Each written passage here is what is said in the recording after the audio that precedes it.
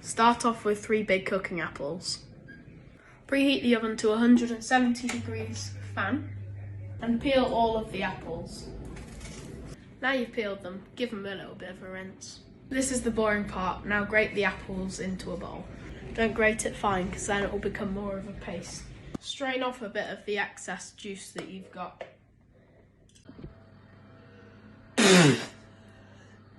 Delicious. Just eyeball like 2 to 4 spoons of natural sugar on, depending on how you like it. I ran out, so. Now mix it round. Transfer this into a pan and start cooking on medium-high heat. If you have any, add some cinnamon on top. Now transfer to a suitable cooking pot.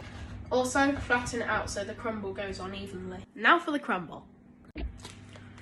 Start off with 110 grams of sugar, another 175 grams of flour. Mix this mixture. Now weigh in another 110 grams of butter. Make sure the butter is cold. Now make sure you've got cold hands. Then slowly knead in the butter to the sugar and flour mixture. Mix it until you get a crumbly mixture like this. Now pour your crumble onto your apple mixture. Now put this in your oven for 40 minutes.